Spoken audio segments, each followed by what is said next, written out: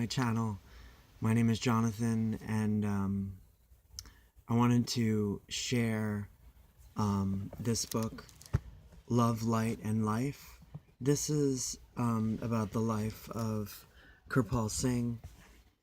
So I just would like to share this with you today. Instead of me reading it on my own, I wanted to share this with you. So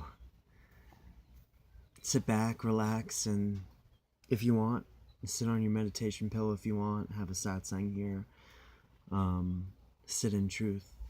Chapter 1 from Love, Light, and Life by Devinder Marendra and Eileen Wigg.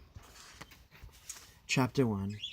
If one digs deeper than the familiar tableau of elephants and snake charmers, majestic mountains and historic palaces, bustling bazaars and crowded highways, one might find traces of the real India. Its great spiritual heritage, where religion and faith in God have, hand in hand, influenced everyday life for centuries, takes a foremost position in the Indian's world as he or she travels through life. It is that depth of India's spiritual treasure that the serious seeker of truth, regardless of background, aspires to probe in, attempting to solve the mystery of life. More than any other single country, India's huge wealth of spiritual and religious knowledge has been recorded down through known history for the benefit of mankind at large. This notwithstanding conquerors and occupiers that came and eventually left as time passed. Only God knows why India has been the home of such a spiritual wealth, and why so many great souls have been born there. Suffice it that the huge abundance of knowledge that has been accumulated is available. We know that master souls do come into this world. The advent and the lives of some of them have been witnessed, recorded, and confirmed in various ways. Perhaps there were others too, who never became widely known. Our interest lies in just one of those great souls, one who may never be lauded by a fanfare of worldly trumpets. To more than 99% of the world's population, the life of that one great soul is unknown, his message of life unlearned. True master souls do not come for the masses, but for a few. For the few have a deep, innate desire to find God. And although the world can boast millions of religious worshippers, it is God alone who knows which of his children have a true desire for him deep within their souls. Perhaps that is why he made the way to himself open only to those whose desire for God predominates over all other desires. It is a mystery privy to God and the great masters alone. But if the true seeker is prepared to put his or her quest above all other considerations, the great master, mystery of life and death, we are told, can indeed be solved through the perfect master, the master who comes to the world to enlist that comparatively small percentage. For that small percentage, however, life in the future is forever changed. Just how great was the earthly life of this particular great soul is an impossible calculation, as the impact and influence of this holy presence during his sojourn of 80 years. We can only hold the true gratitude within our hearts and endeavor to reap the benefit of his providence. Chapter 2. Our story starts on the night of February 6, 1894, when in the Punjab village of Syed Krashyan in the district of Rawalpindi, later to become part of Pakistan, a son was born into the home of Gulab Devi and Hukam Singh, the village's most prominent family. In that newly born child, the light of God glowed in all fullness, a light descending into the darkness of the world to pierce the gloom of ignorance, one human birth that would bring second birth to thousands. Hukam Singh and Gulab Devi already had two sons, Prem Singh and Jodha Singh. Later, a daughter named Sumitra would be added to the family. Following the custom, the pundits and astrologers were invited to come with their blessings to cast a new baby boy's horoscope, using the exact time of birth to calculate the positions of the stars and astrological signs. Poring over their books and charts, a great deal of excitement was generated as they worked deeper into their figures. Incredulous, they told Hukam that the positioning of the stars are at the time of his son's birth were the most unusual they had ever seen, and they were certain a great soul had been born in this household, one who would renounce worldly gifts but would himself be a giver of gifts of a higher caliber. Those who generally considered to be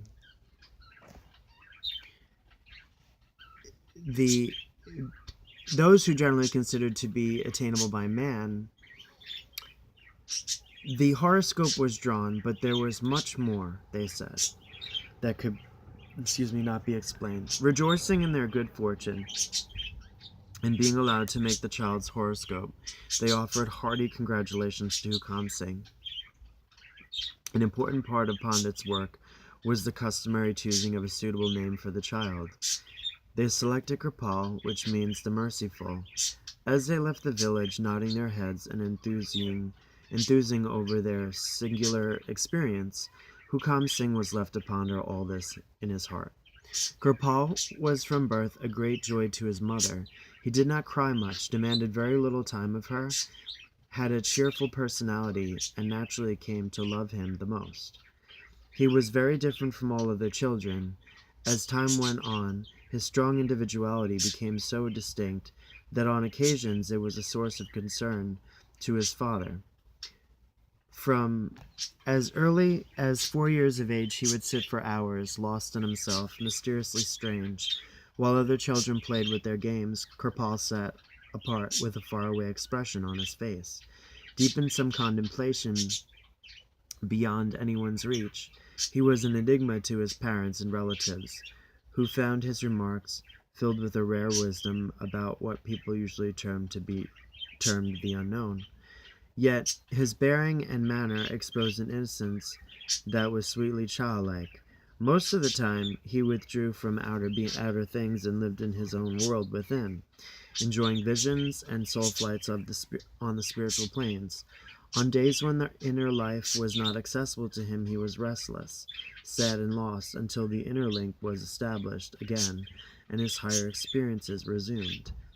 His absorption in the spiritual life was not totally without effect in the mundane world. However, when he was at times involved in inexplicable happenings, causing people to wonder just what kind of child this was, they began to call him the young saint. Many years later, a little light was shed on this extraordinary childhood by Kripal himself. He was asked why, as a small child, he was pensive and withdrawn from children of that age normally play and jump around. He revealed, "It was not written for me to play on this earth." The inquirer then asked, "You must have been seeing something within to keep your attention there." Kripal said, "In those days I saw the inner light, and many wondrous scenes of one inner stage or another. Always such scenes were before me." With the exception of Gulab Devi, Kripal's family were not vegetarians, but Hukam Singh could not persuade him to eat meat, eggs, or other flesh foods. Even though he tried hard with love, sternness, and threats in turn, it was all to no avail. Pal, he was fondly called by the whole family, would put some roti, rice, dal, and vegetables on his plate. Or if there were no vegetables, he would add a sprinkling of salt and seating himself a little apart from the others on the floor of his mother's kitchen. Eat his food with full attention, relishing each bite. Gulab Devi loved him to a point of adoration. With the motherly protection, tried to allow him to eat in peace. To take meals while sitting on the kitchen floor was common practice in India. Kitchens were for cooking and eating only. Shoes were left outside, and the whole place was spotless. One day, however, Hukam Singh called Kripal to his side and told him to give a good reason for not eating meat. Kripal's reply was enough to arrest his father's good intentions from that day onward. Meat is dead flesh, and I do not want to make a burial ground of my stomach. It was apparent to anyone that the small Kripal had a keen and questioning intelligence. Some years later, the master, when speaking of speeches and speech makers, observed, "When I was a child of 5 or 6 years old, I saw a man giving a talk and looking into his mouth. I wondered from whence all the words were coming." The scope of Kripal's unusual perception continued to grow as the years passed. His parents slightly observed small incidents, revealing the extent of his knowledge of past, present, and future, other people's thoughts and events and happenings both near and far. There was a particular occurrence during those early years that had been well remembered all through Kripal's life, perhaps because it had happened at school in front of his classmates, for children are very able newscasters. That he was studying in the 4th grade when he astonished his teacher by jumping up from the desk suddenly and requesting to leave to go to his maternal grandmother's home, where, he declared, she lay dying, and was asking to see him. When the astounded teacher finally found his voice, with not a little annoyance, he reprimanded Kripal for using a silly, lame excuse in an attempt to escape from the lesson. "You expect me to believe that sitting here in school you can see what is happening so far away where your grandmother lives? You may have fooled others into believing you are a saint, but I know differently, and you had better stick to your lessons and leave this miraculous peering into the beyond to the prophets." A few minutes later, a message was brought to the school that Kripal's grandmother was dying and requested to see Kripal at once. As he gave permission for Kripal to leave the class, the poor teacher began to realize that he had just witnessed a phenomenon. The incident was memorable, charging him to handle his unusual student differently in future. Often, apparently, casual remark from the young Kripal would be food for thought to whoever was listening. He sometimes spoke of all the work he had done to do, and that there was so little time. Naturally, he was asked about the nature of this work, but he would just smile and look away. He did say, however, that for some of this work, he would have to go to America and other places abroad. His reference to America aroused considerable interest among friends and neighbors, for at that time it was a land only heard about but little known in most Indian villages. For all that, the small boy's voice carried weight among the folk of Syed Kashran, who declared that whatever he said would most certainly take place. His fellow students, feeling tall with their studies of geography and worldly distances, were more skeptical and freely voiced their disbelief. Kripal was self-introspective from the age of 7, absorbed in the idea of correcting any faults he considered he had.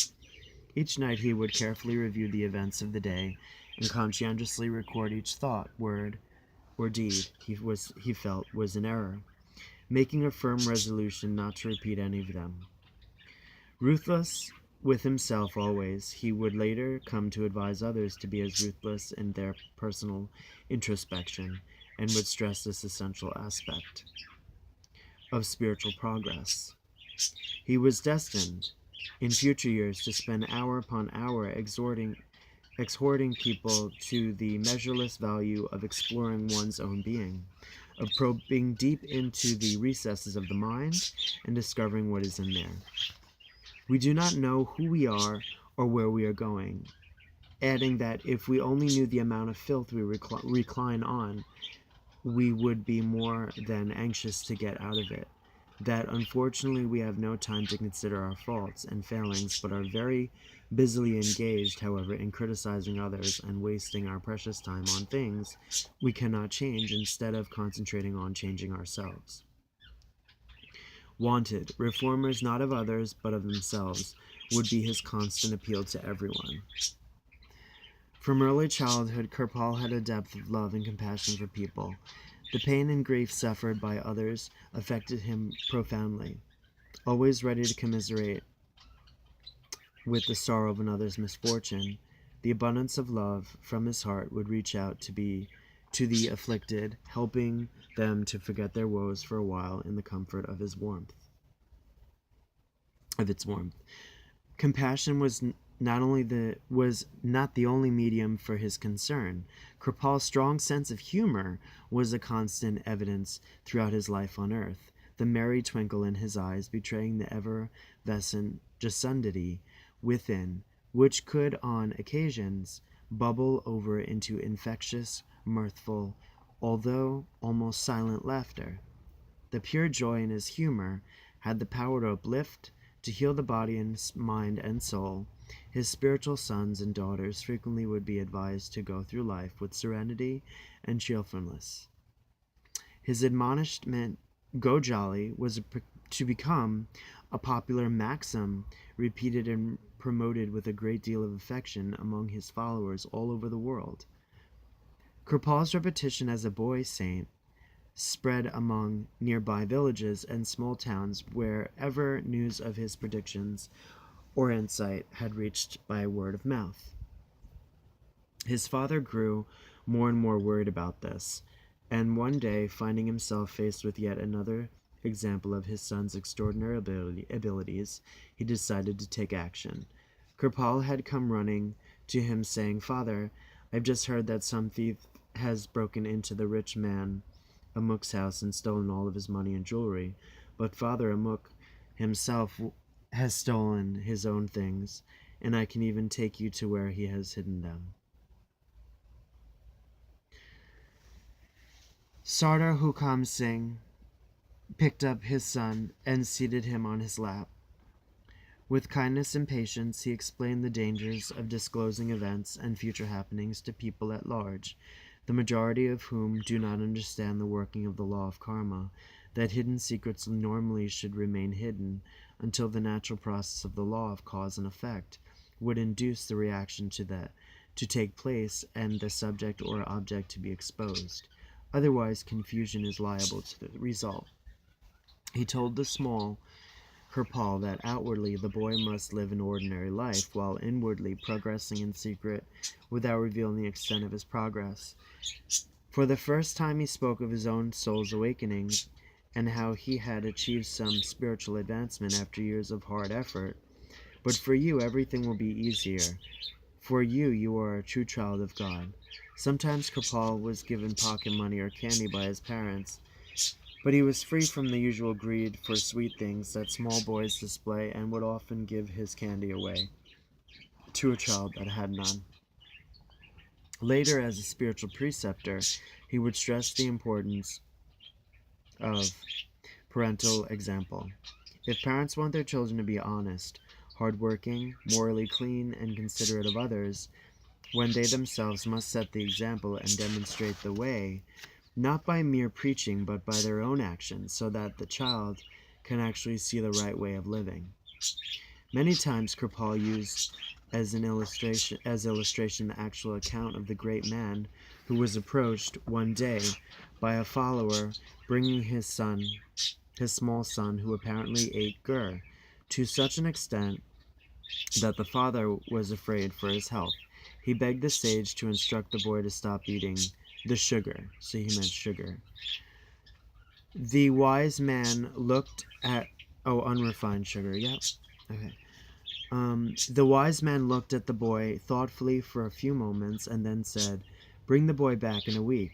A week later, father and son were back, and a great man immediately looked sternly at the boy and told him not to eat sugar.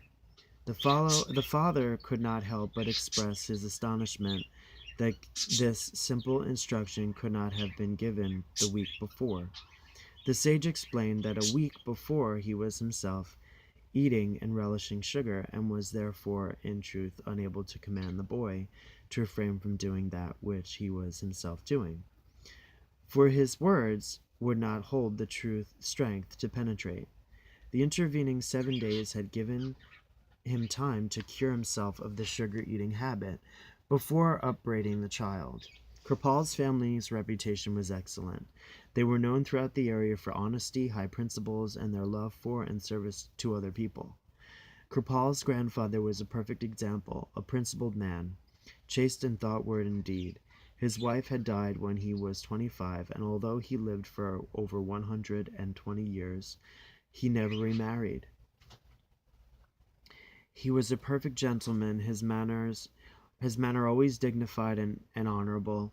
Regarding all women like mothers or sisters, he could sit among both sexes and enjoy the company purely as God's children.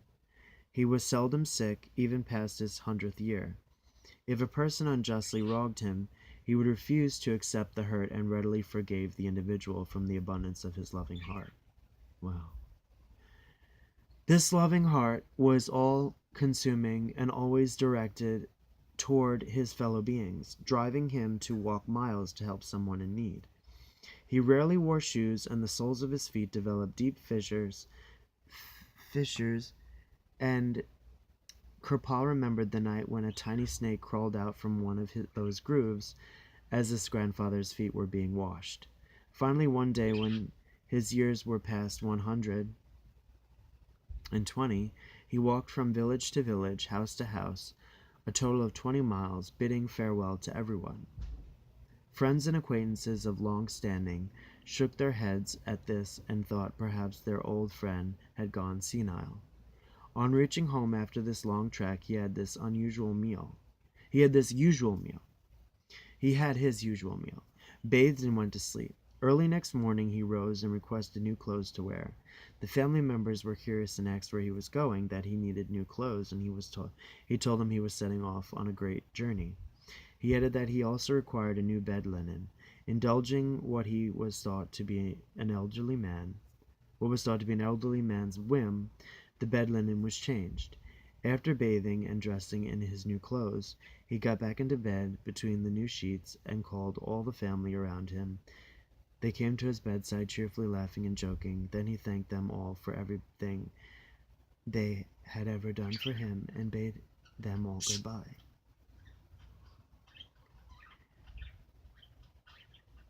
Happy to humor the dearly beloved patriarch, everyone smiled and wished him farewell. However, their expressions turned to amazement as they watched him smile at them once more, lean back on his pillow, and close his eyes for the last time, and leave the world on his great journey. He left a deep and lasting impression on all who knew him. Kripal's parents were no less righteous in their way of life. Hukam Singh worshipped Shiv, the destroyer god of the Hindu trinity, Brahm, Shiv, and Vishnu. He was a renouncer of worldly things, spent his life in strict austerity, and had gained control of the Riddhi Siddhi. Riddhi Siddhi is certain psychic powers, spiritual discipline practice. As head of the village, his daily routine was a busy one, dealing with various problems, but he did justice to each person's affairs with full concentration, unstinting with his time and energies, ungenerous to himself when it came to rest and relaxation. At midnight, when the whole village was asleep, he would leave the house and go to a nearby river, standing in the water until dawn, performing his sadhanas.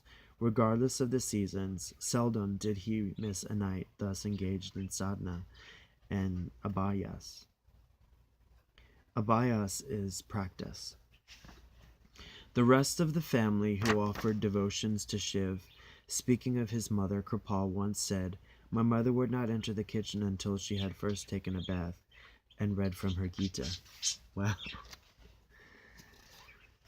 Thank you for joining with us today. This is Love, Light, and Life, and it's by Devinder Narendra and Eileen Wigg, The Life of Kripal Singh. And this is a really thick book, and I want to do a daily reading of this. Satsang means truth, and what better time than now to sit in truth and be in his energy and share that energy. So what I've been learning is that if there are one or more or two or three people discussing God is there. So just so you know that. I just felt guided to say that. God bless. Go in peace and go jolly.